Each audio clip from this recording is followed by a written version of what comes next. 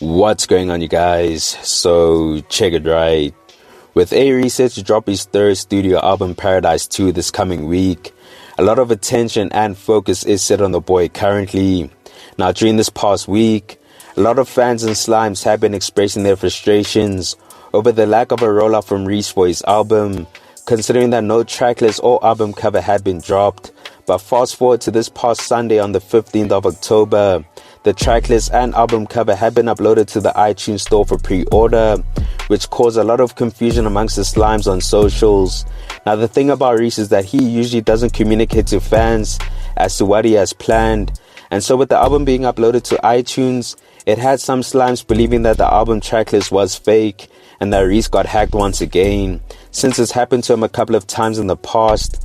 But the thing is, everything is legit, from the tracklist and to the album cover.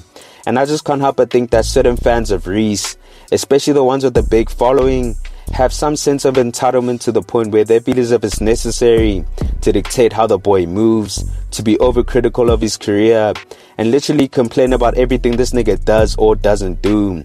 And it's like the fans who complained initially about the upload on iTunes being fake literally jumped the gun before having all the facts, and you honestly look like clowns in my opinion.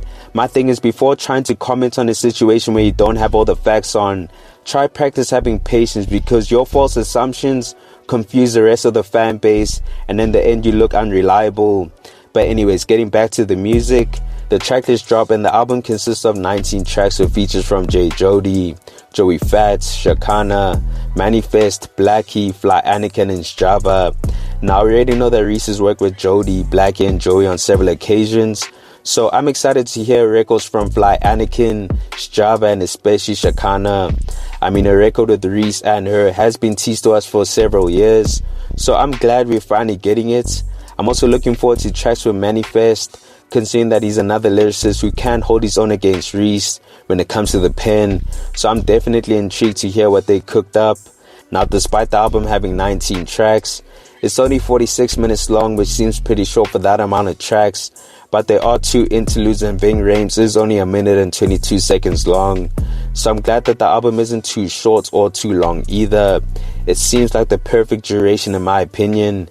Now Reece already expressed that the theme around the album is horrorcore, diving more into a deeper, darker sound, and I guess he conveyed that through the album cover, with it being a complete contrast to his previous ones.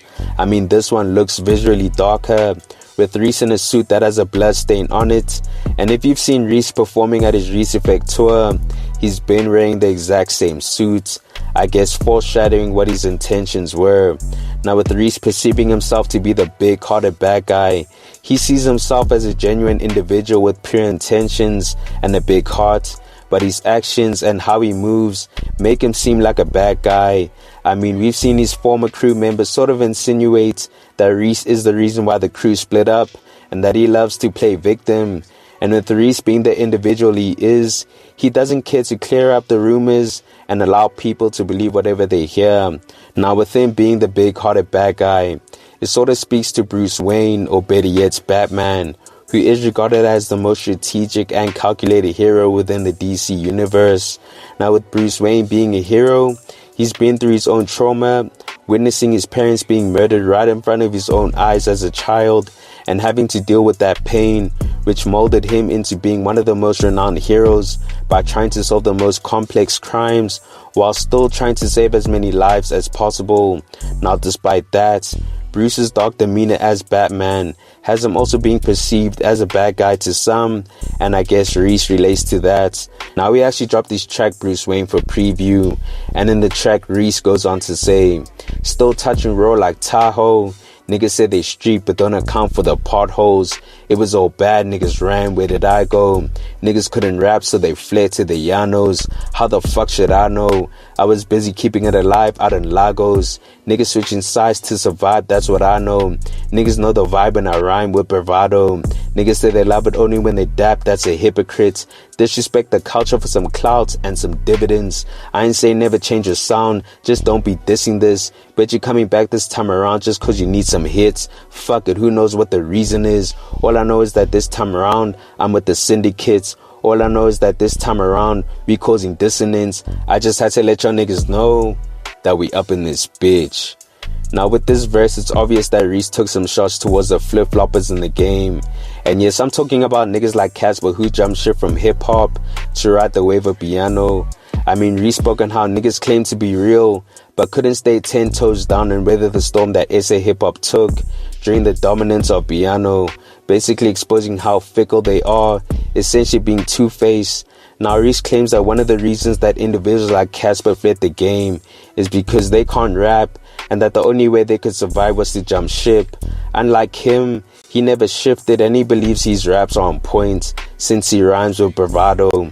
I mean, he also makes reference to his time in Lagos when he did the cypher for Hennessy alongside Manifest and a few other African rappers, pretty much putting SA hip-hop on the map.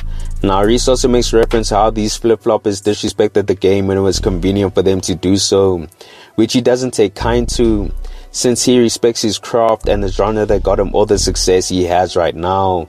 He sees it as them disrespecting the genre for clout and money, because let's be honest, piano was and still is generating the most revenue in the whole music industry, making it convenient for artists like Cassper to talk bad about SA hip-hop. So Reece just sees it as artists being able to explore and make music in whatever genre they want, but just don't diss the genre they made you. And that's what I've been preaching for the past 2 years. Now Reece also makes mention of niggas like Cassper coming back into the game because they need hits or whatever else the reason may be. I mean, we just saw Cassper make his return to SA hip-hop with his new album Solomon, and although it doesn't really have hits because it's more centered around boom bap, it's still a really good album. But either way, Reece isn't buying Cassper's return.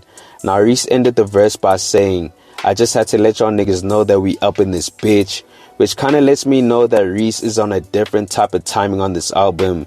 I mean, if he's taking shots at Cassper, I'm more inclined to think that shots might be coming Nasty's way as well. Because I mean, Nasty and Cassper have been acting buddy-buddy due to the African Throne tour. And Reece and Nasty have had a long-standing feud between them. So it's clear that Reece is finally ready to silence the noise. And I'm definitely here for that. But with that said, did you guys enjoy the track if you've heard it? And are you finally ready for Paradise 2? Comment down below. Anyways guys, thanks for tuning in and I hope you enjoyed. Please make sure to hit that like button if you found the content dope, and hit the subscribe button if you haven't already. It's on to the next one. Peace.